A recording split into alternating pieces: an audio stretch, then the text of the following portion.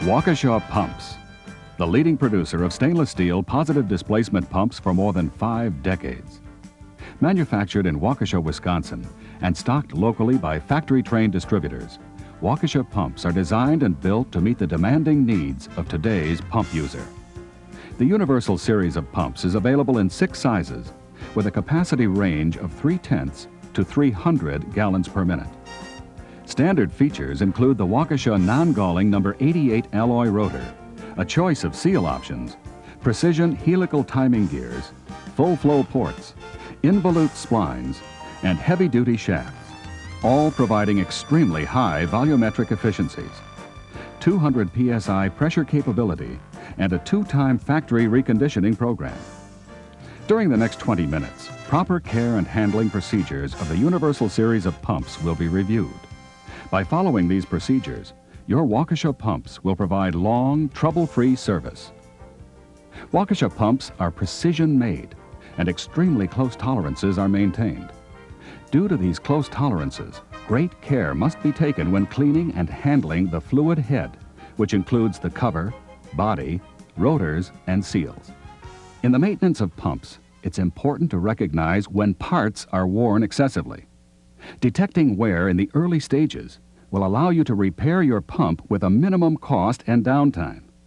Periodic cleaning and a simple look-feel inspection of your pump are recommended. Waukesha recommends changing the oil every 500 operating hours. The bearings must be greased every 250 operating hours. If the pump is installed where moisture and condensation are heavy, lubrication should be made more frequently. Excess grease will accumulate in the bearing housing and can be removed through the clean-out hole covered with the plastic plug. Before working on your Waukesha pump, shut off the power and lockout controls. In addition, isolation valves should be closed and the inlet discharge lines should be disconnected. Remove the wing nuts using a soft hammer to loosen them. Avoid using metal hammers, as this will result in damage to the pump parts. Next, remove the cover. If it's stuck, loosen it with a soft hammer, but do not use screwdrivers or other hard objects. When the cover is loose, remove it from the body studs. Place the cover on a rubber mat or face up on the floor or bench. This will help avoid nicks and scratches on the cover face. Remove the cover O-ring and discard. Use the rotor nut and rotor nut wrench to locate the rotors perpendicular to each other. The rotor timing should now be checked. Clearances on both sides, wingtip to wingtip, must be equal. Remove 2 rotor retaining nuts using the special wrench supplied with the pump and hit it sharply with a soft hammer to loosen the nuts.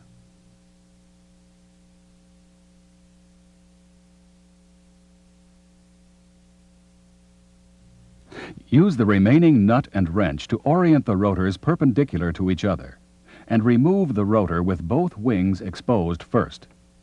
If the rotors cannot be removed by hand, use a soft hammer and tap on the ports of the body. Remove the rotors and body partway off the studs. Tap the body back. At this point, the rotors can usually be removed by hand or with a hard wood or plastic lever. Do not use a screwdriver or other hard objects. In extreme cases, a gear puller may be required. If so, apply the puller at the points indicated and use a mill file to remove all raised areas made by the puller.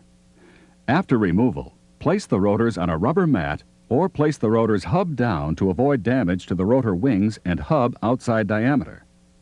Remove the pump body by pulling it straight off the body studs. Use a soft hammer and tap on the ports if the body is stuck. Again, place the body on a rubber mat. Use caution with mechanical seals and avoid dropping them. Check the rotor wings for indications of metal-to-metal contact. If this condition exists, the pump should be repaired or replaced. Generally, this contact is caused by either a twisted shaft or loose, worn, or mistimed gears. The rotor and shaft spline should be inspected for excessive wear and replaced if worn. Spline wear is commonly caused by a rotor running loose for extended periods. Check the rotor end which locks against the shaft shoulder and shaft shoulder for signs of wear. If this area is worn, A common cause may be extended running with a loose rotor retaining nut or daily disassembly and slamming the rotor in place on reassembly. If worn, it should be replaced, or the shaft should be re-shimmed to maintain the proper back face clearance. The bearing condition should be checked whenever the pump is disassembled. The bearings are failing and should be replaced when movement of either shaft can be detected at the interface of the shaft and the grease seal. Movement can be detected when hand loading the rotor end of the shaft to approximately 30 pounds of force. Gear backlash is excessive if there's any free movement when rotating either shaft without transmitting motion to the other shaft. Report this condition to the maintenance supervisor. As the wear on the gears is at 180 degrees, redo the backlash check 2 times at 60-degree intervals. Generally, the cause for excessive backlash is due to loose or worn gears. All fluid head parts should be cleaned and inspected. Raised nicks and scratches should be removed by using a mill file. The interfaces between the body and the bearing housing control the front and back face rotor clearances, and therefore need to be maintained in a clean and flat condition. Your Waukesha Universal Series pump will accept a variety of product seal arrangements. The single O-ring seal type is simple and inexpensive and is made up of 3 parts for each shaft: the shaft O-ring, body O-ring, and stainless steel sleeve. The body O-ring may be removed by using the special O-ring tool. The O-ring groove should now be checked for damage as well as product or foreign matter. Install a new O-ring as shown using an approved O-ring lubricant. After removal of the shaft O-ring, clean and inspect the shaft O-ring grooves.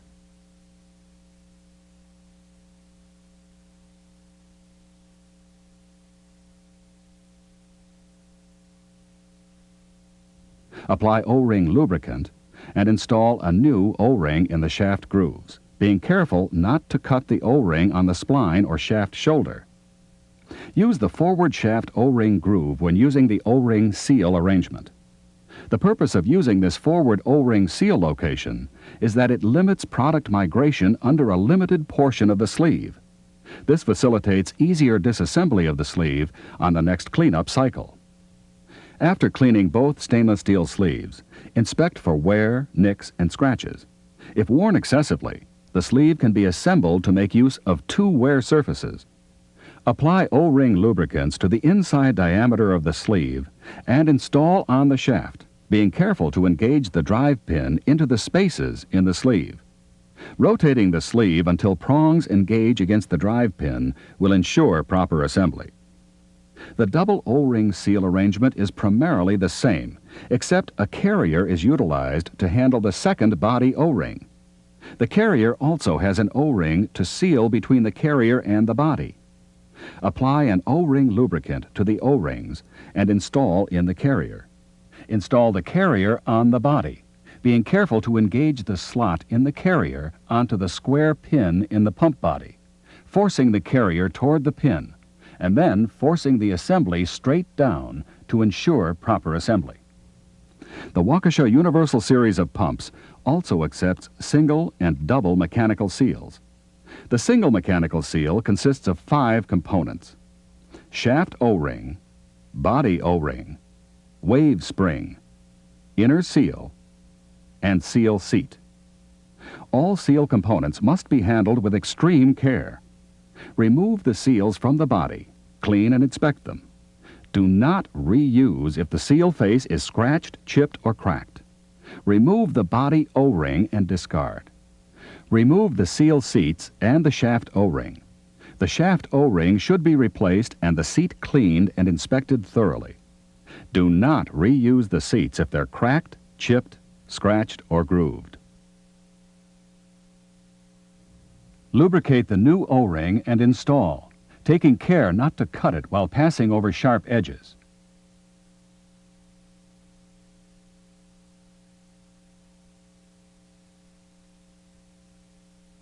Relubricate and install seal seats, being sure to line up the groove on the rear face with the drive pin on the shaft.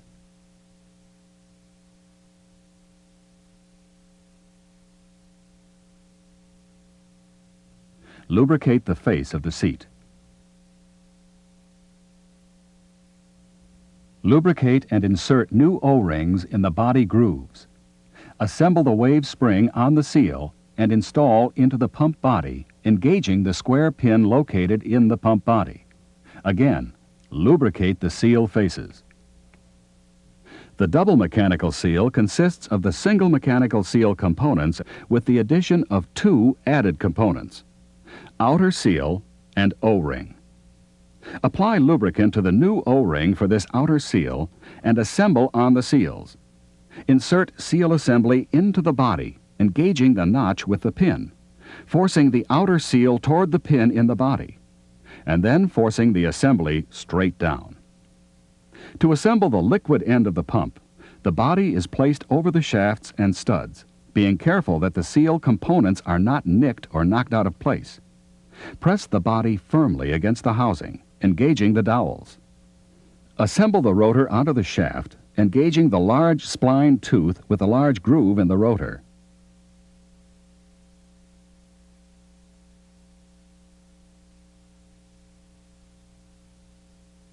Using a nut on this shaft and using the special wrench, rotate the shaft until the rotor wings are in a vertical position.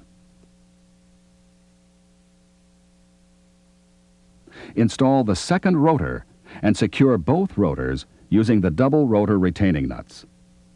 Each of the retaining nuts should be tightened using a special wrench and hitting the wrench handle sharply a few times with a soft hammer.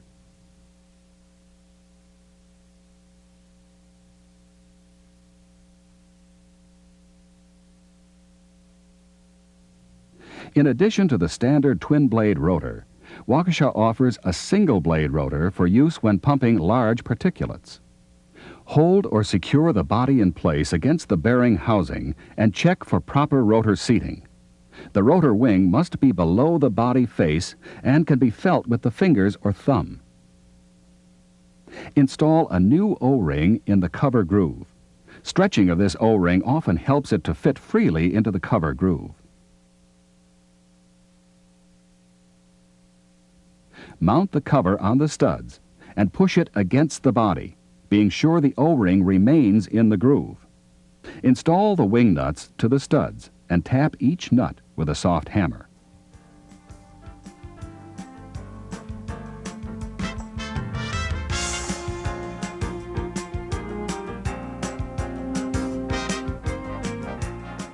Waukesha offers as a standard option relief covers and jacketed covers, used to maintain product temperatures.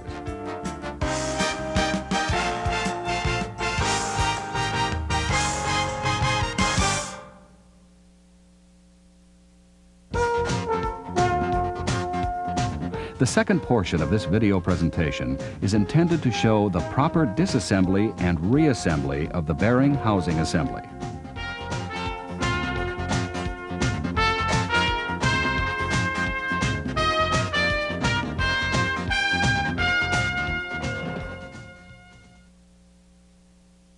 Remove the oil drain plug, drain oil, and discard the oil. Remove cap screws from the gear cover and remove the gear cover. If the cover sticks, use a soft hammer to loosen it.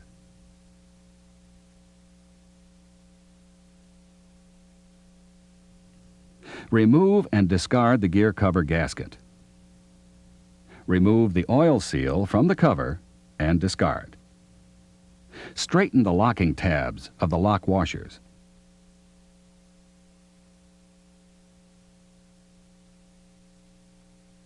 Prevent the shafts from turning by wedging a wooden block between the gears.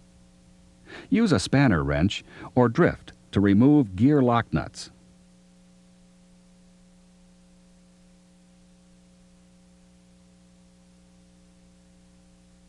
Protect the liquid end of the shafts by wrapping them with tape.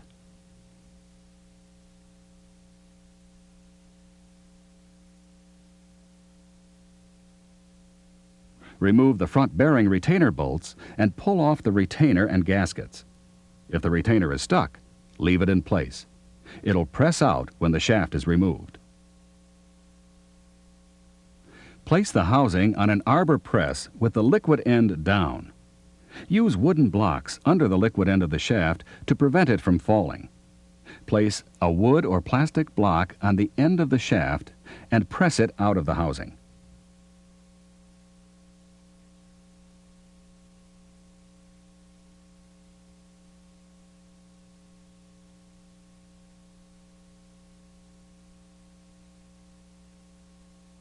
The gears are now free to be removed.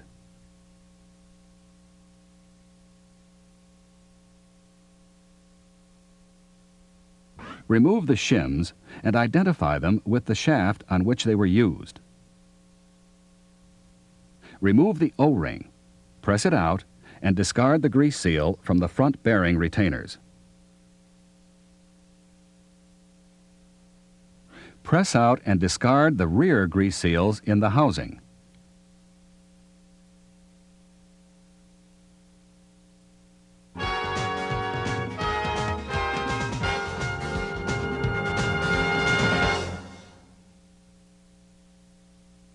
For 15, 30, 60, and 130 series pumps with bearing spacers, use a hydraulic press and V-blocks to remove the bearings and spacer from the shaft.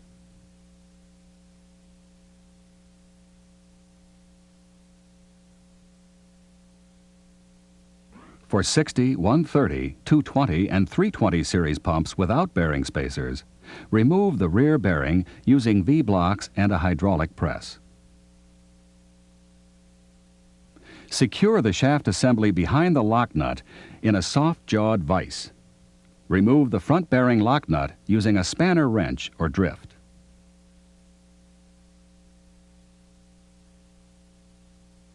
Remove the front bearing using V-blocks and a hydraulic press.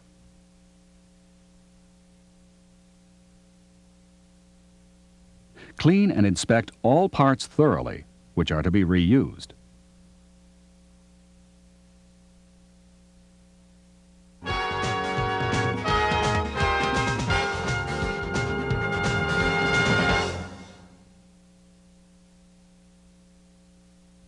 Coat the front bearing area of the shaft with Molykote grease. Place the shaft upright in a hydraulic press with the spline end down. Unwrap the front bearing assembly and place it over the shaft with the shield side up.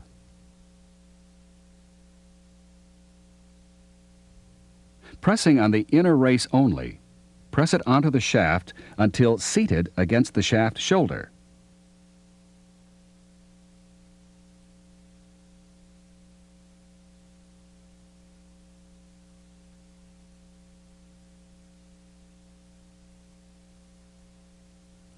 Place the bearing spacer over the shaft onto the bearing.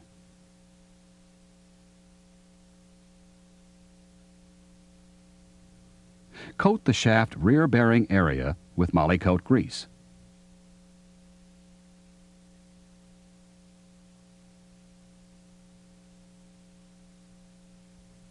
Slip the rear bearing over the shaft with the shield side down.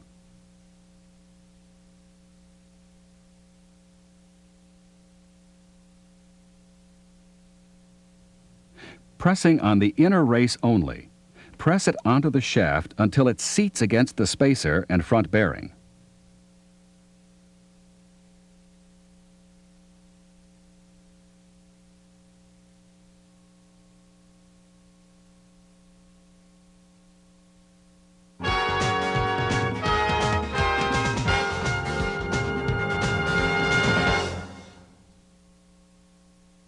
Place the shaft upright in a hydraulic press with the spline end down. Coat the front bearing area of the shaft with Molykote grease. Unwrap the front bearing assembly. Do not interchange parts of one bearing assembly with another. These parts are precisely matched in manufacture and must be installed as a matched assembly. All parts on both the front and back bearings are marked with a serial number. The front bearings also have an A and B side. All parts with the A following the serial number are to be assembled to the A side of the cup. Lift the cone and roller assembly out of the bearing stack and place it on the shaft with the large radius on the inside diameter of the cone down. Pressing on the cone only, press it onto the shaft until it's seated against the shaft shoulder. Place the spacer over the shaft on the bearing cone. Place the bearing cup over the cone and roller assembly, keeping the cup oriented with the proper roller assembly. Coat the remaining bearing cone and roller inside diameter with Molykote grease and slip them over the shaft with the large radius on the inside diameter of the cone up. Pressing on the cone only, press it onto the shaft and into the cup until the cone is seated against the spacer and the other cone assembly.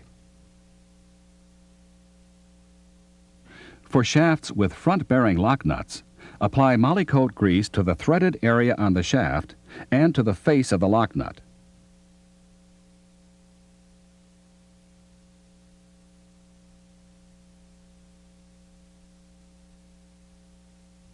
Install the spacer washer, lock washer, and lock nut finger tight. Clamp the shaft behind the lock nut in a soft-jawed vise and drive the lock nut tight using a spanner wrench or drift. Refer to Table 2 in the Operation and Maintenance Manual for tightening torque. Place the shaft upright in a hydraulic press with the spline end down. Slip on the grease retainer with the flange up. On the 320 series, install the spacer before the grease seal. Coat the shaft bearing area with Molykote grease. Unwrap the rear bearing assembly. Do not interchange parts of one bearing assembly with another. These parts are precisely matched in manufacture and must be installed as a matched assembly.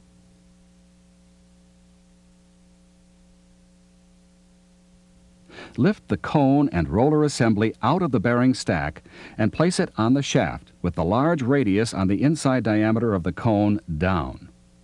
Pressing on the cone only, press it onto the shaft until it's seated. Apply Molykote grease again. Slip the bearing cup over the roller assembly. Install both the inner and outer spacers.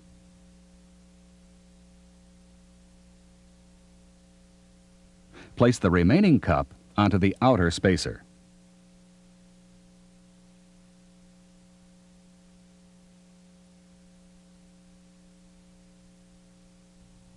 Pressing on the cone only, press it onto the shaft until it's seated, making sure the outer spacer is concentric on the shaft.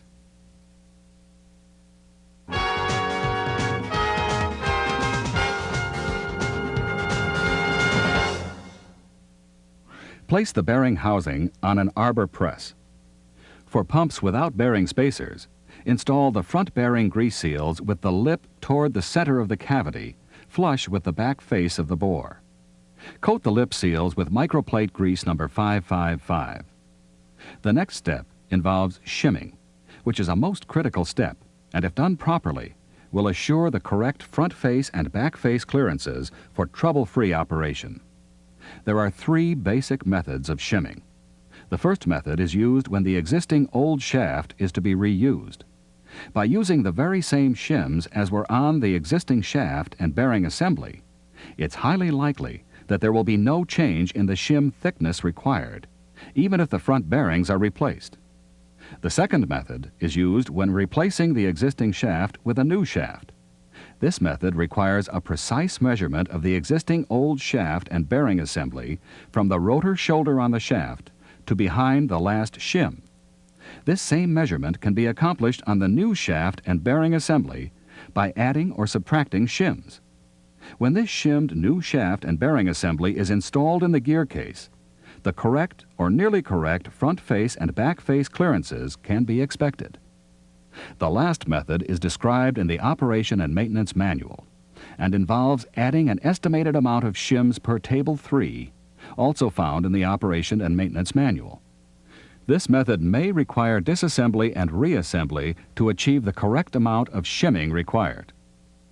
Install the shaft assemblies in the bearing housing with the spline end up and the drive shaft in proper location to give top or bottom drive as required. Using a sleeve to press against the outer race, press the shafts into the housing until seated against the shim pack.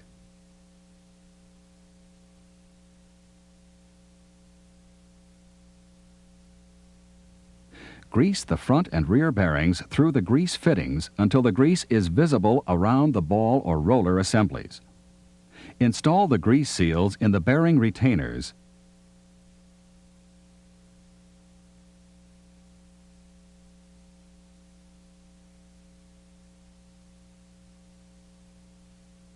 and coat the seal lip with microplate grease number 555. Secure the shaft assemblies in the housing with bearing retainers. Check to make sure there's clearance between the retainer and the housing.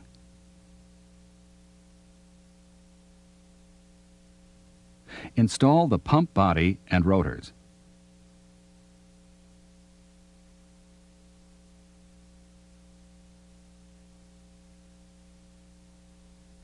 Check the back face clearance. Refer to page 42 and Table 1 for the clearance required. Add or subtract shims as required to set the back face clearance.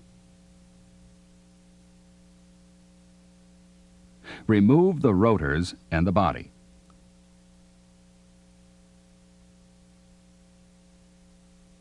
Check the clearance between the bearing retainers and the bearing housing. Series 15 and 30 need 40 thousandths to 50 thousandths inch clearance. Series 60, 130, 220, and 320 need 15 thousandths to 40 thousandths inch clearance. Install shims between the bearing and retainer if required. Remove the bearing retainer and install a gasket or O-ring as required.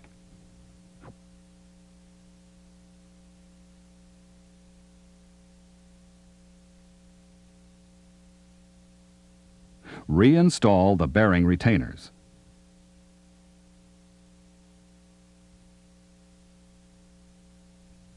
Install spacer seals and gear spacers. Coat the lip of the rear bearing seal. Press in the rear seals with the lip facing out. On Series 15, 30, 60, 130, and 320 pumps, the rear seal is pressed flush with the housing. On Series 220 pumps, the seal must not be flush. It must be 1/8 of an inch outside of the housing.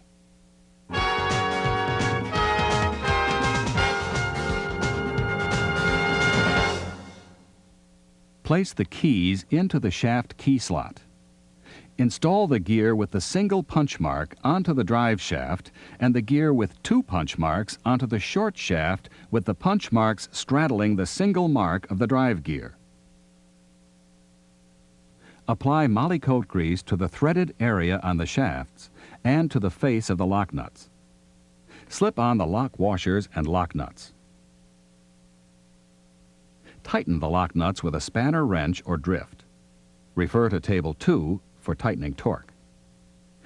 Bend the locking tabs to secure the lock nuts. Press a new grease seal into the gear cover.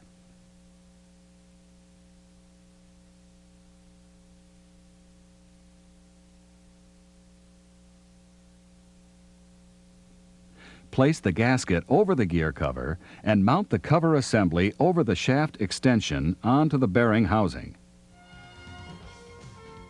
Fill the gear cavity with microplate number 140 oil to the proper level. You are now part of the Waukesha Pumps tradition. By following these procedures, your Waukesha pumps will provide long, trouble-free service.